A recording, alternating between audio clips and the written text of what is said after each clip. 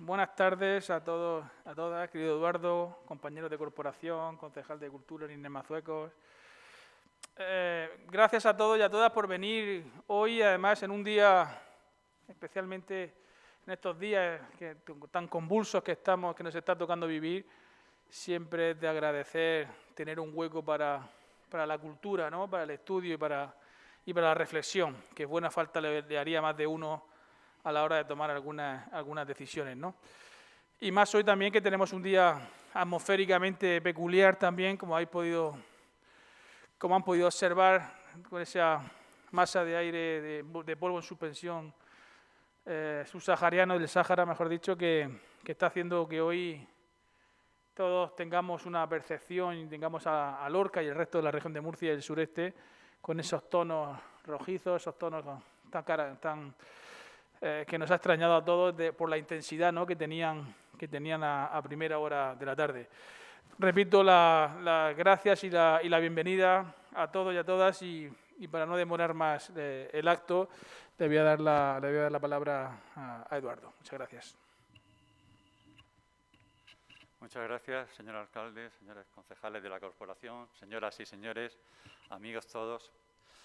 Buenas tardes y gracias por asistir a la presentación de un nuevo ejemplar de Clavis, el número 11, revista que nos acompaña desde que en 1999 se publicara por primera vez. En esta ocasión, la revista aparece un poco después de lo que suele ser habitual, pero diversas circunstancias han hecho que sea así. Pero aquí está de nuevo y, como siempre, con variados artículos sobre historia, arte, geografía, literatura, heráldica o música que esperamos encuentren de interés. Gracias a los autores por su fidelidad, esfuerzo y por compartir con todos nosotros sus conocimientos. Agradecimiento que extendemos a la Concejalía de Cultura de nuestro excelentísimo Ayuntamiento, que nos apoya siempre y hace posible que la revista vea la luz. Y gracias también a Producciones Bernardo Hernández Creativa, que está emitiendo este acto en directo por streaming en el canal de YouTube para los que lo quieran ver desde sus domicilios. Por supuesto, este número de Clavis es especial, pues está dedicado a alguien muy querido que ya no está con nosotros. Me refiero, claro está, a Juan Guirao. En el texto, que siempre antecede a los artículos a modo de presentación, podrán leer una sencilla semblanza con su trayectoria vital y profesional. Al final de esta presentación también veremos un vídeo dedicado a su memoria que quiere ser un emocionado recuerdo de esta persona extraordinaria que puso en marcha la revista hace 23 años y a la que Lorca toda debe estar agradecida. Pero, como digo, esto será un poquito más tarde. Antes de aludir a los 10 artículos que componen este número, permítanme que haga unas breves consideraciones generales sobre la importancia de los estudios históricos y el papel que realizan las publicaciones de carácter local. Retrocedamos un poco en el tiempo. Juan Guirao, en la exposición de motivos que justificaba la publicación del primer número de Clavis, decía que nacía esta con el propósito de incentivar el conocimiento más profundo de nuestra ciudad en todos sus aspectos, atendiendo a su espléndida configuración urbana como a las más genuinas manifestaciones de su gente, en las que afloran tradiciones, cultura, comportamientos colectivos, anhelos, sentimientos, en fin, todo aquello que ha terminado por configurar el modo de ser y estar de los lorquinos y su proyección hacia el exterior. También indicaba entonces que estaba abierta a todos y que la voluntad de sus impulsores era que llegase al más amplio espectro de ciudadanos. Desde entonces, y a lo largo de todos estos años, CLAVI ha acogido numerosos estudios que con distintos enfoques han contribuido con mayor o menor claridad y eficacia a saber más de nuestro pasado.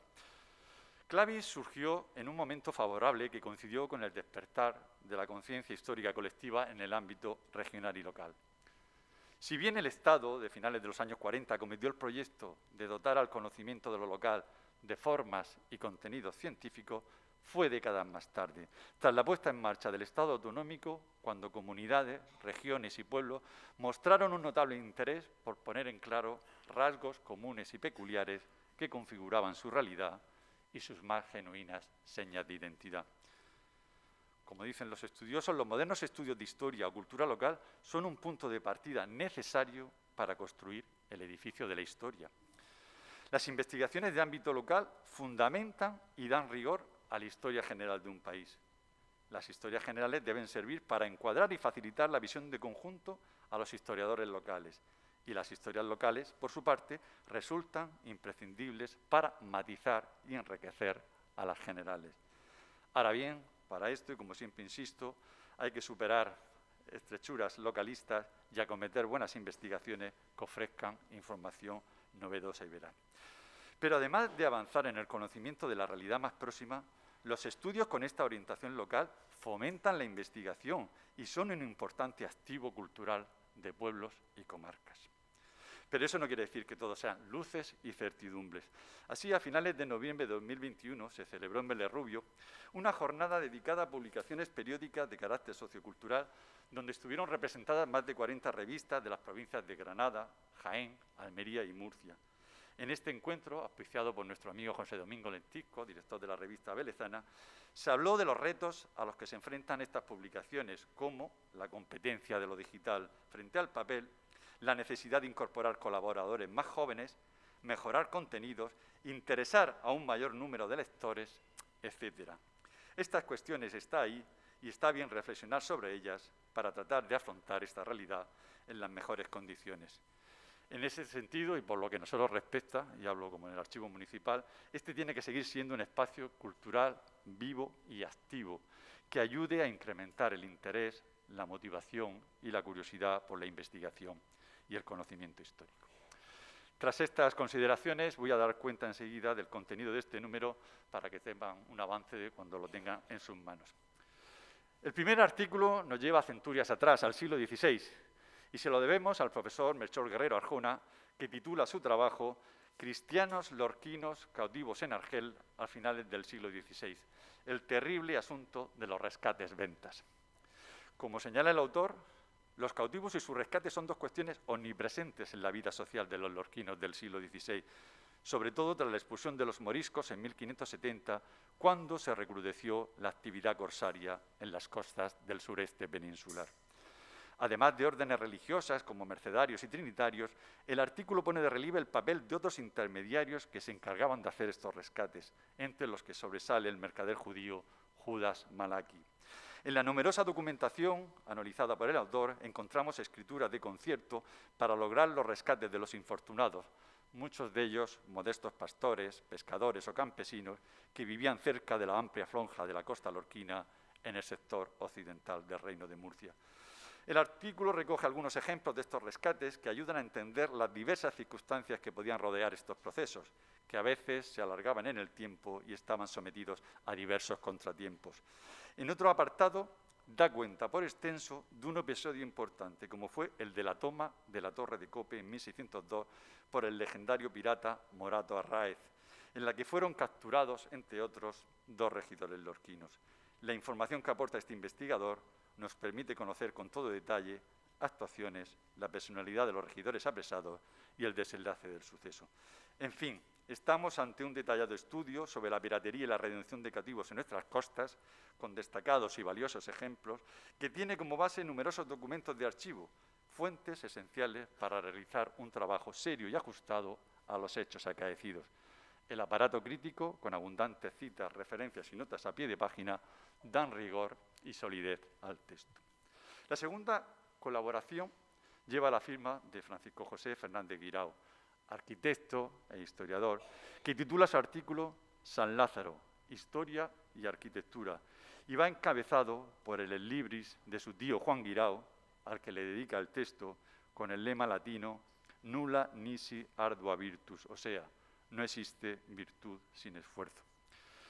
Tras analizar la iconografía de San Lázaro, titular de la ermita, patrono de leprosos y mendigos, el autor realiza un preciso recorrido por la historia del templo, donde no faltan referencias a historiadores como Morotez y Galvez Borgoñoz en el siglo XVIII.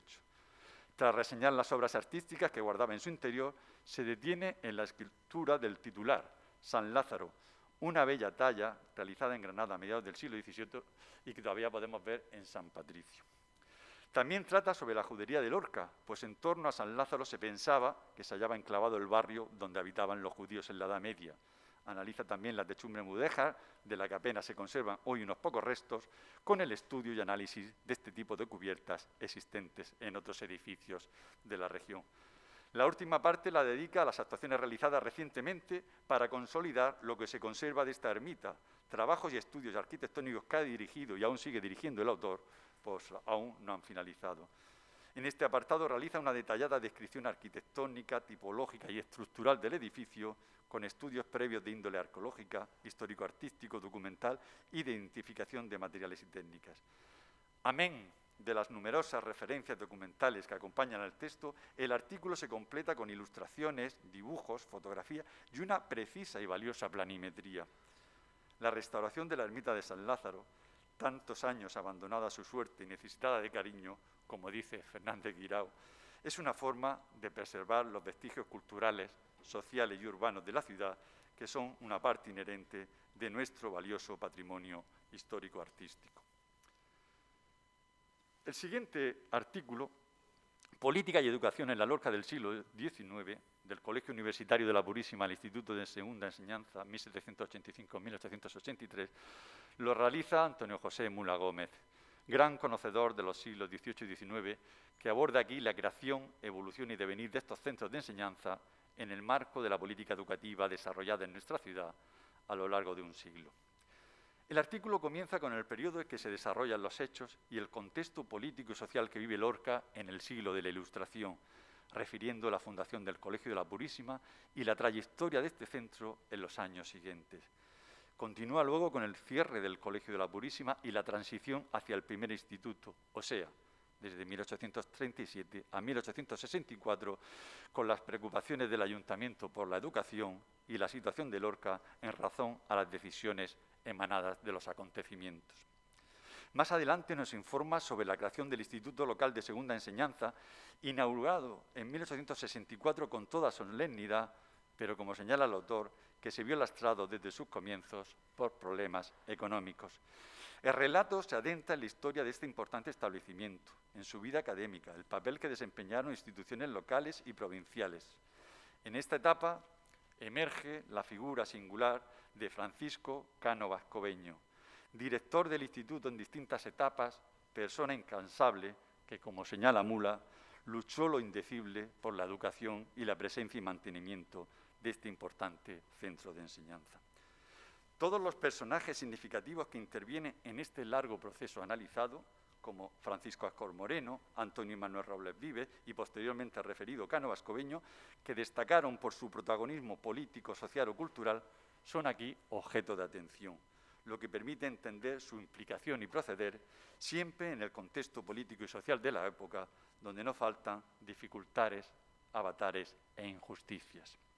Estamos, por tanto, ante un completo estudio que está llamado a ser de consulta obligada para quien quiera conocer fielmente la historia del Colegio de la Purísima y de nuestro primer instituto.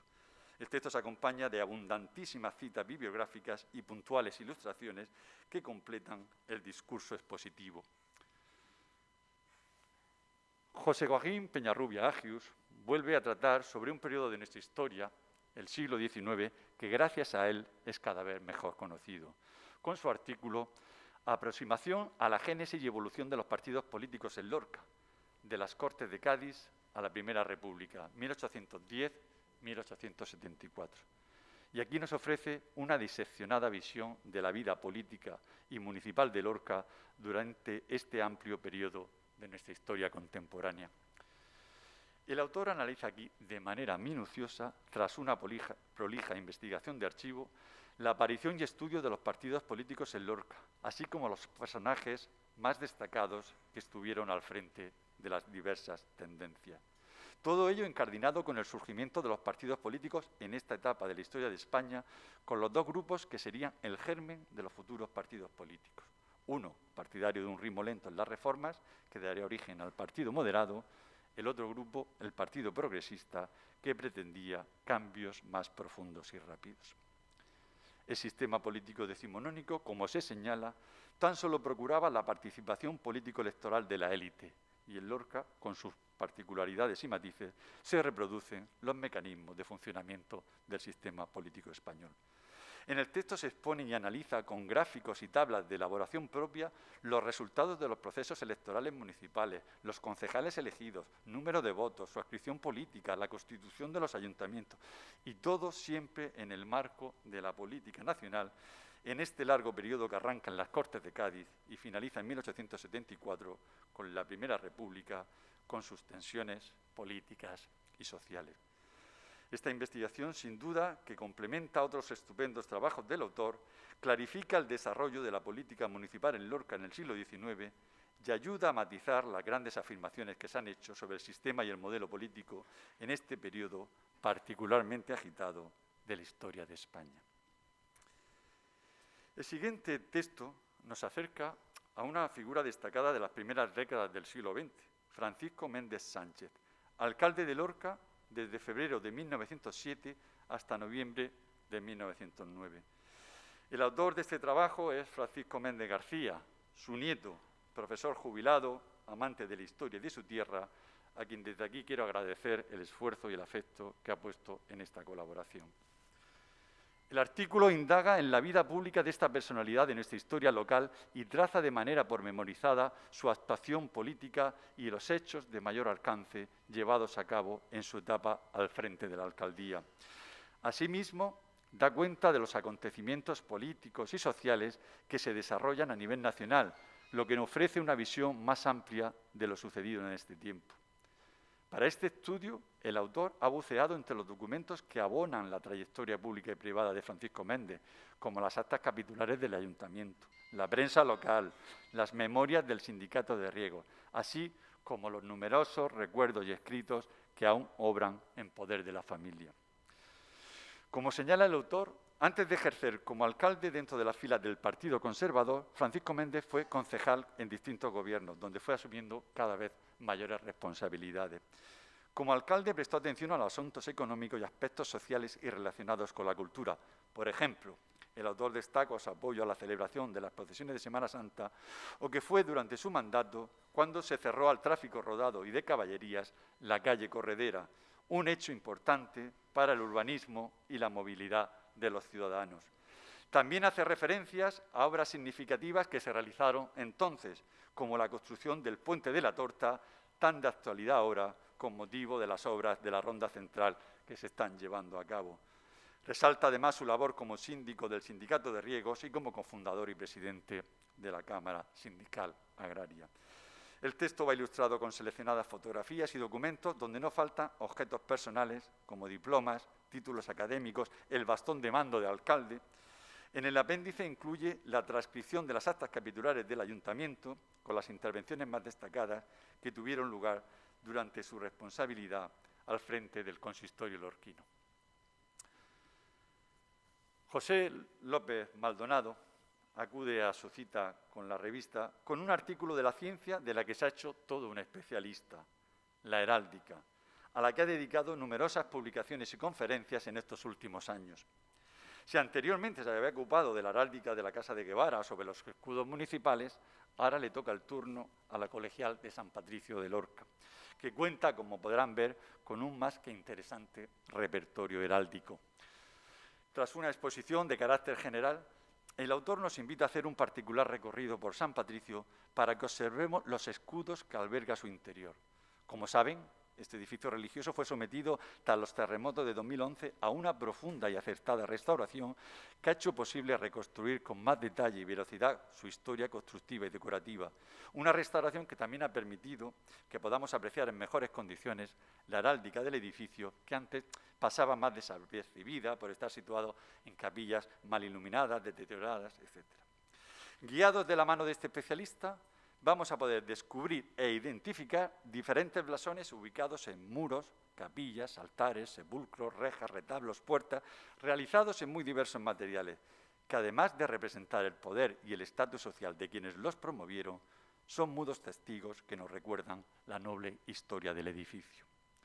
El detallado estudio, que es todo un razonado y descriptivo catálogo de cada uno de estos símbolos heráldicos, incluye el más antiguo de todos, el del Sebastián Clavijo, el primer abad de la colegial, pero también podremos conocer las armas del obispo Rubén de Celis, de linajudos apellidos como los Ruiz Mateos, Contreras de Lara, Guevara y otros más modernos, todos interpretados y descritos según la terminología de la ciencia heráldica.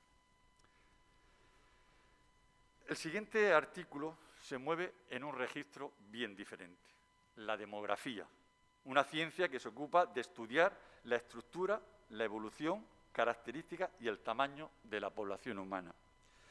Quienes firman este trabajo, Una población en cambio, Lorca 2003-2019, son los geógrafos Juan Andrés Ibáñez Vilches y Lidia Bornás López, que nos ofrecen una visión ajustada de las características, estructura y composición poblacional de nuestro municipio en este periodo del siglo XXI, época en la que se han producido, como saben, sustanciales cambios, entre los que destaca el importante flujo inmigratorio.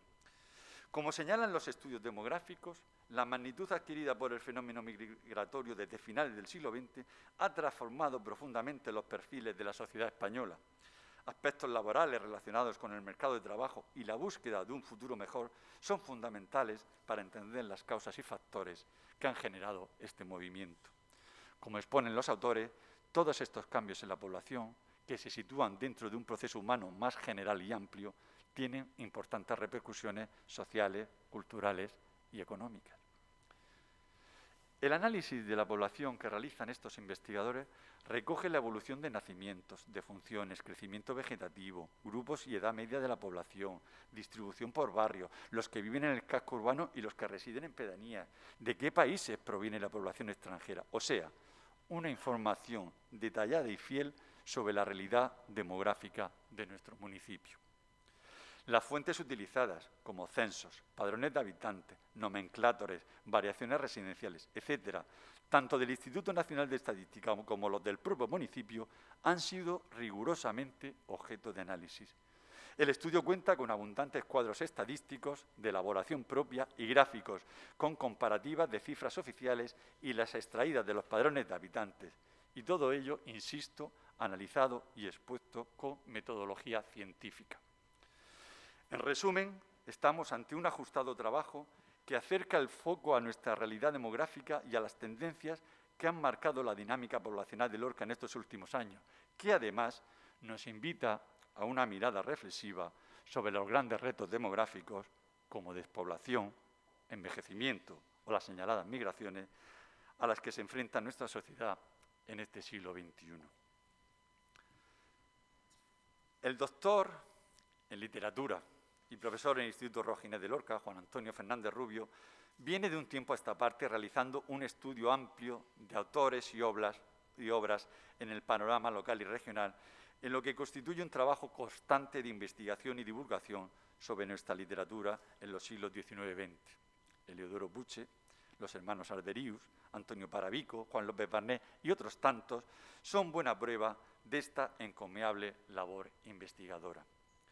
En su artículo Recuperación y análisis de ripios lorquinos, folletín poético del padre Morote, analiza un conjunto de poemas recopilados por este semanario decimonónico, colección que se halla en manos de la familia Pinilla Peñarrubia, que gentilmente la ha puesto a disposición de este especialista para su conocimiento, estudio y divulgación.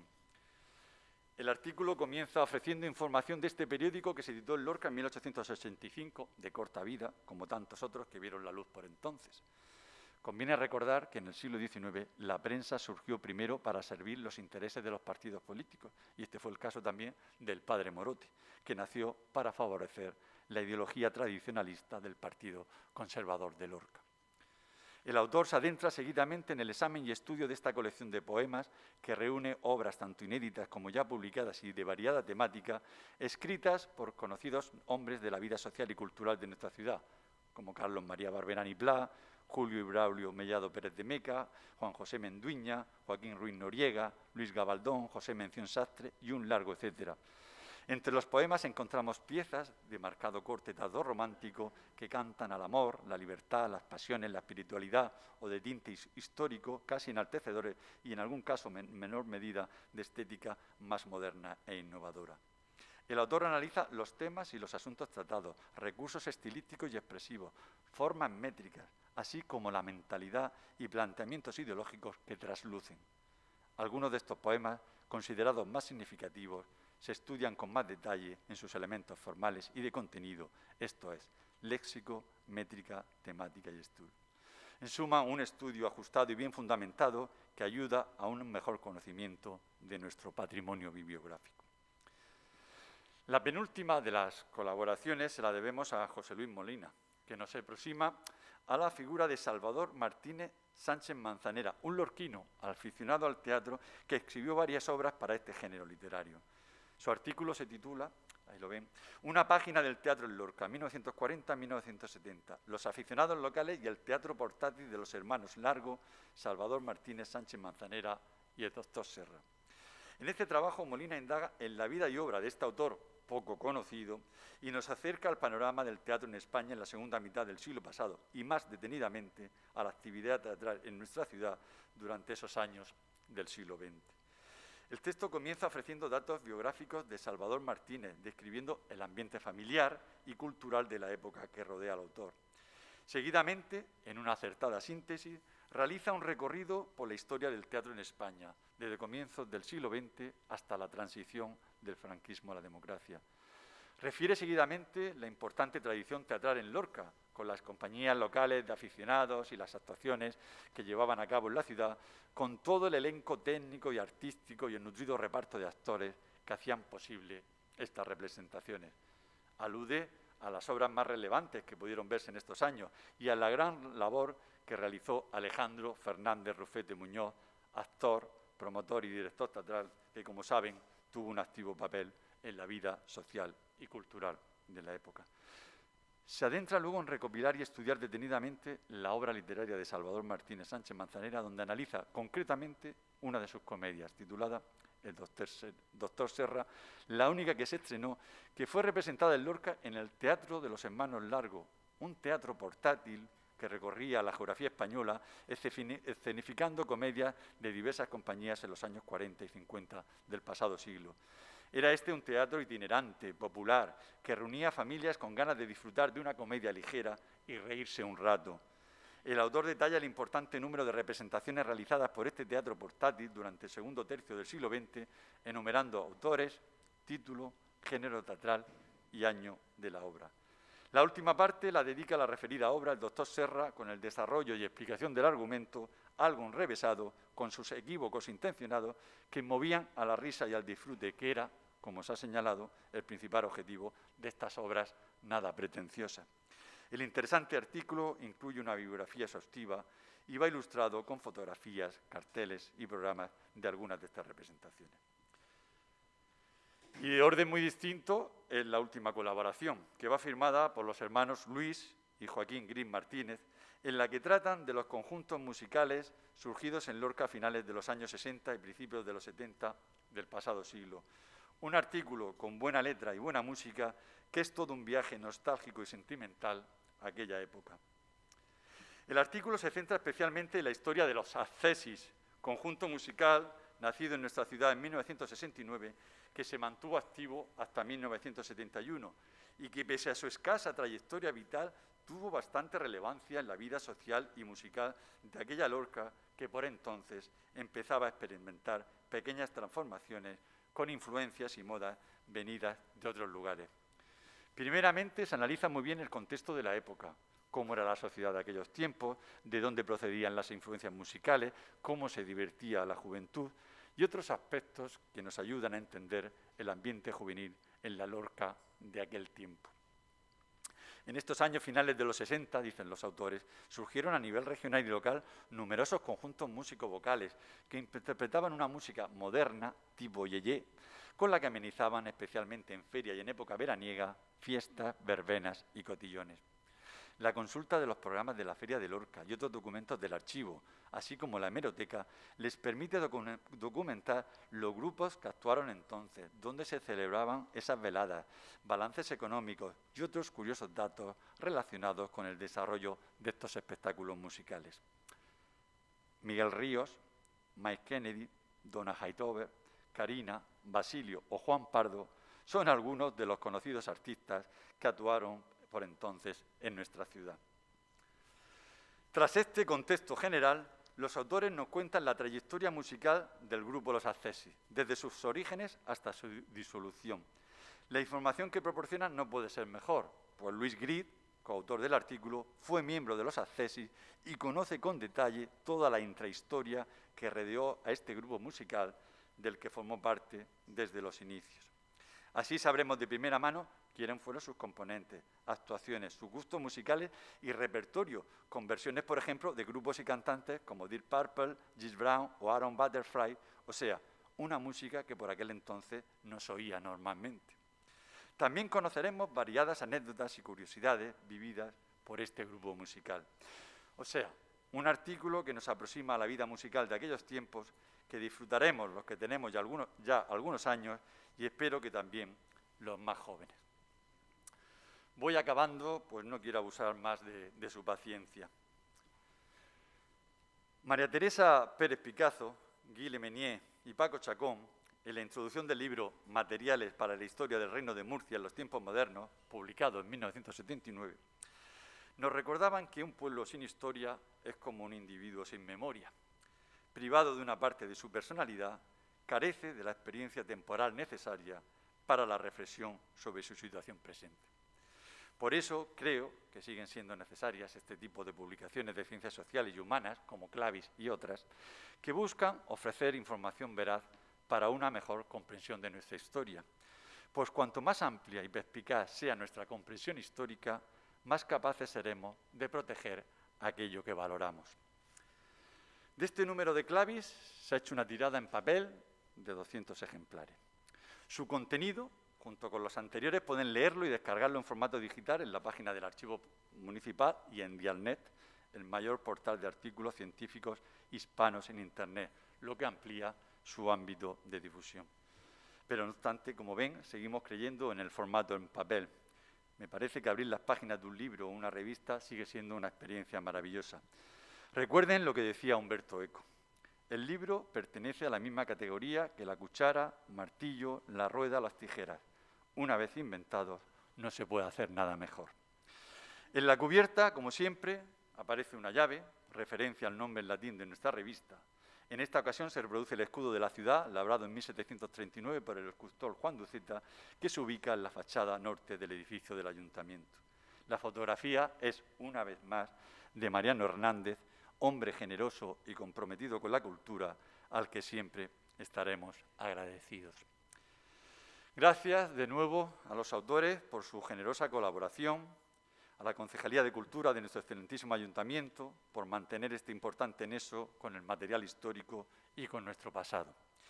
Y, por supuesto, gracias a todos ustedes, los lectores, por su lealtad y por acompañarnos en esta aventura de divulgación cultural que impulsó Juan Guirao, una persona que se ganó palmo a palmo a lo largo de toda una vida un lugar privilegiado en nuestra memoria y en nuestros corazones.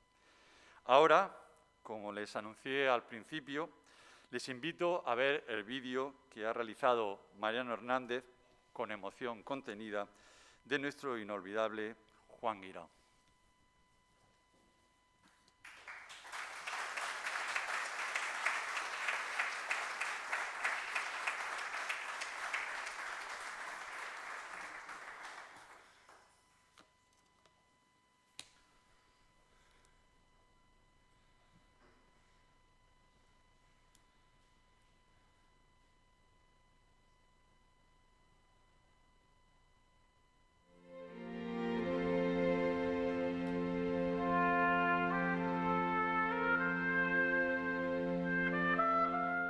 Juan Guirao, persona muy querida en Lorca, murió inesperadamente en agosto de 2020, dejándonos un enorme vacío.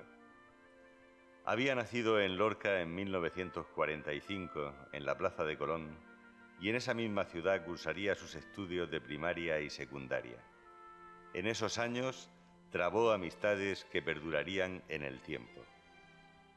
Rico en letras, emprendió desde bien joven una lectura apasionada de obras literarias y de historia que alimentaron inquietudes y saberes.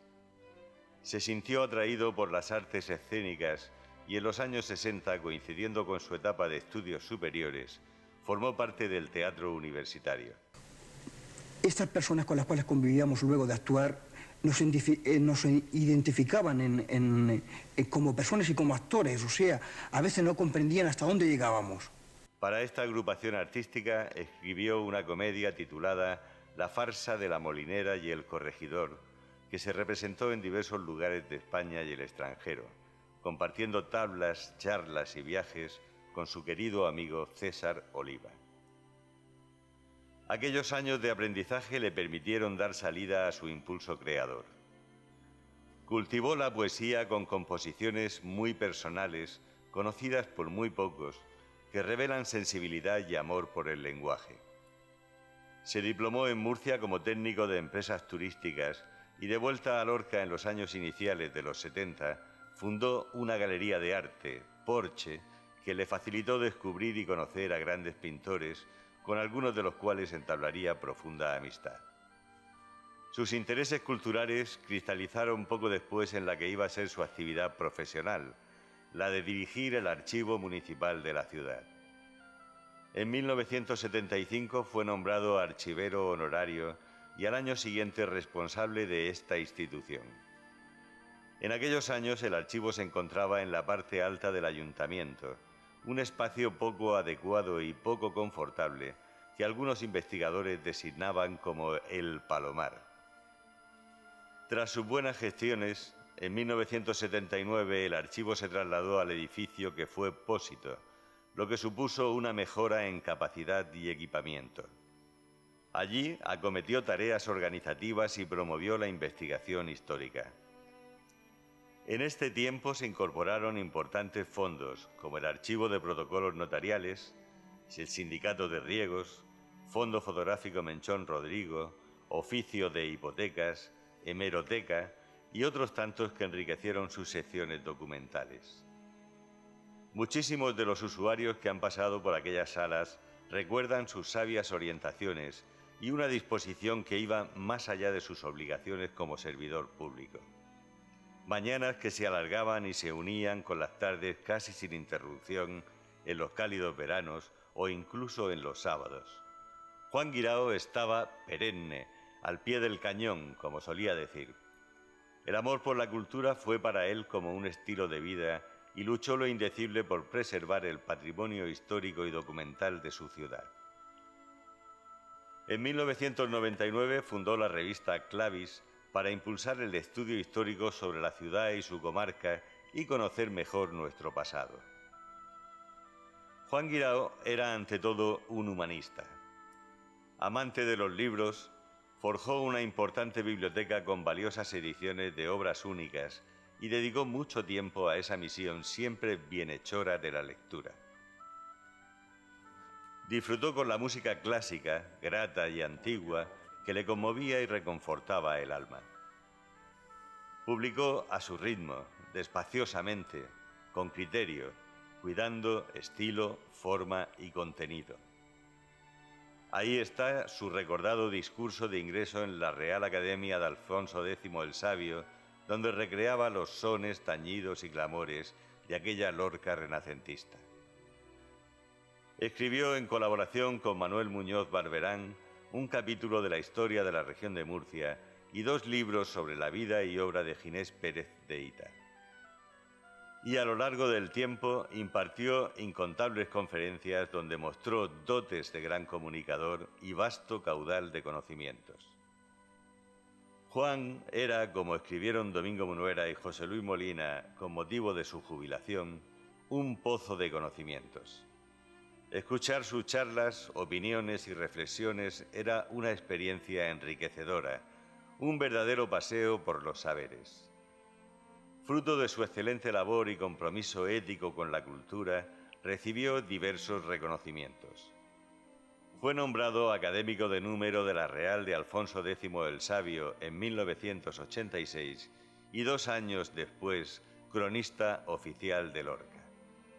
Recibió de la Asociación de Amigos de la Cultura de Lorca el premio Helio en 1992 y en 1999 pregonaba la Semana Santa de Lorca. Hombre culto, de gran personalidad, sensible a lo que sucedía a su alrededor, veló por el devenir de su ciudad y por la preservación de su acervo cultural.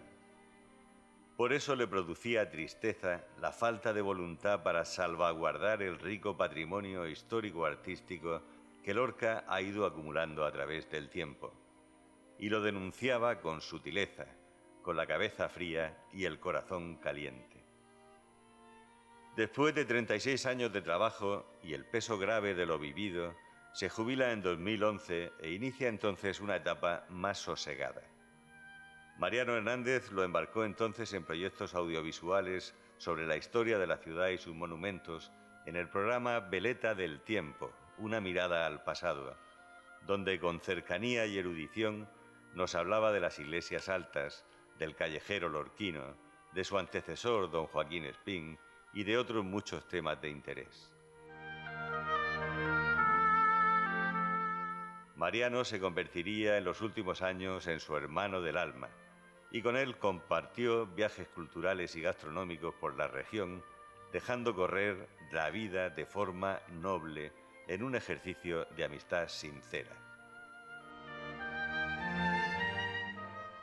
Generoso, discreto, de amplia erudición, Juan Guirao ha sido, como lo calificaban sus amigos, un ser único y extraordinario.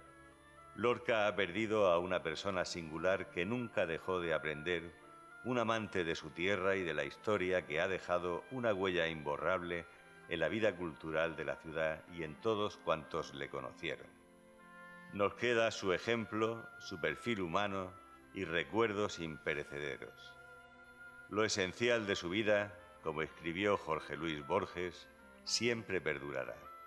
Gracias, Juan, y hasta siempre.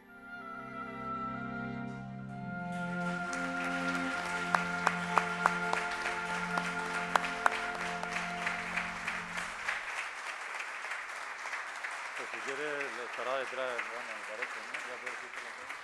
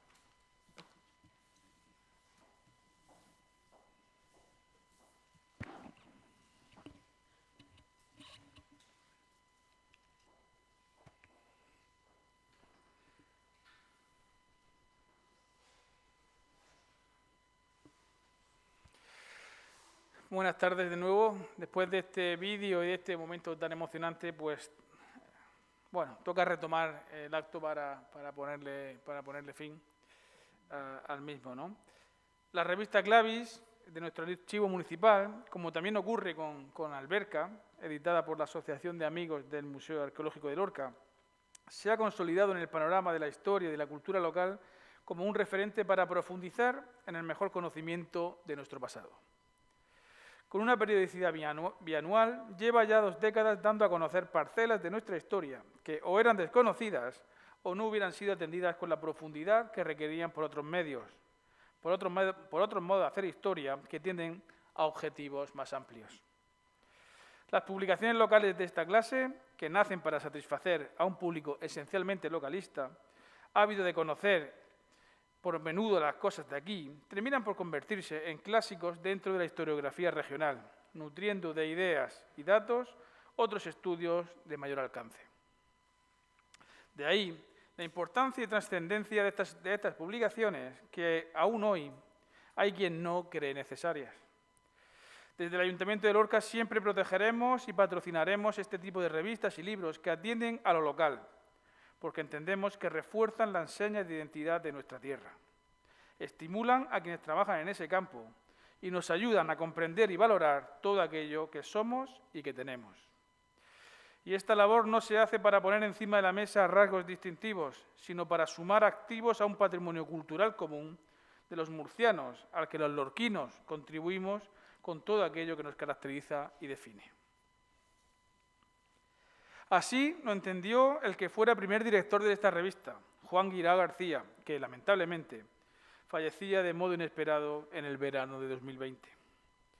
Cuantos le conocimos y tratamos sabíamos de su amor por su tierra, del celo que siempre puso en la preservación de nuestro patrimonio cultural, fuera cual fuera su soporte y modo de expresión, o de su compromiso con unos valores tradicionales con los que todos nos identificamos y que él supo encarnar de modo singular.